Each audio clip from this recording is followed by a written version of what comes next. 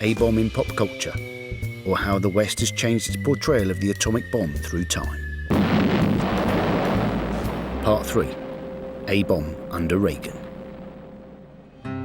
By the 1970s, the Cold War tensions were beginning to thaw as people grew less worried about nuclear catastrophe than about the war in Vietnam. Then the Soviets moved into Afghanistan, Ronald Reagan took over the White House, and Margaret Thatcher entered number 10. Reagan's policy towards the Soviet Union was simple. We win, they lose. He increased production and brought more nuclear chips onto the table. Could the Soviets compete? Many were terrified. As membership of the campaign for nuclear disarmament soared to an all-time high, songs about the bomb covered the charts. But while 50s pop culture was pro the A-bomb and the 60s reflected a turn against it, by the 80s, pop culture portrayed people's fear of all-out confrontation. It reflected cynicism, panic, and just plain confusion. Tell me why this is a land of confusion. I could use another one of those.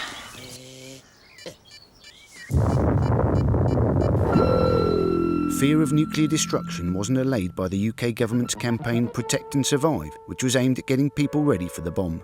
It had a much more serious tone than the old American favourite, Duck and Cover. Dum dum, beetle dum dum. But in giving tips on how to choose your fallout room or what to do if you have a dead body in the house, its message was still defiantly trying to be positive. If we're prepared for an attack, we'll be okay. CND campaigners couldn't disagree more and gave the slogan a new twist. The documentary Atomic Cafe scrutinised how media had downplayed the gravity of nuclear destruction throughout the 50s and 60s. Now was a time to get real. A fallout shelter in your basement will give adequate shielding from radioactive fallout. It would be futile, desperately futile, to construct what are called fallout shelters. The graphic novel and film When the Wind Blows follows a sweet couple as they naively fall victim to a nuclear attack. It brought home the haunting reality of death by radiation sickness and the message that humanity was in for a whole other league of war. I'm going to have an early night, James.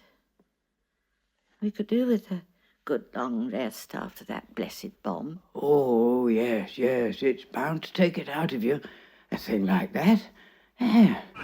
The catastrophic impact of nuclear war was also much more blatant in the BBC's second significant portrayal of nuclear holocaust. Threads explores the very dark irony that survival of nuclear disaster may be a fate worse than death. The countryside is cold and full of unknown radiation hazards. By now, 5 to 6 weeks after the attack, deaths from the effects of fallout are approaching their peak. TV in the US also drew more gritty representations of the nuclear aftermath. In the made-for-TV movie The Day After, a bomb is dropped on Kansas City. The film manages to keep American proactive heroism alive by highlighting that the US struck first. They're on their way to Russia. They take about 30 minutes to reach their target. So do theirs, right?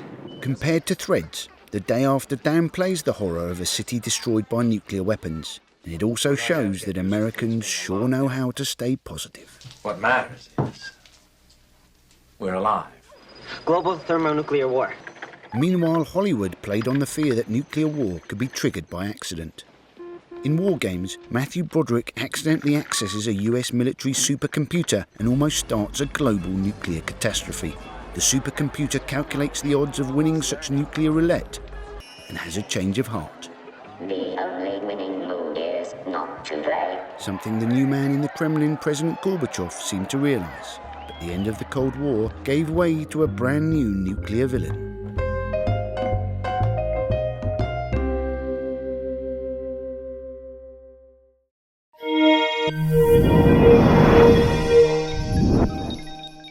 Get more from the Open University. Check out the links on screen now.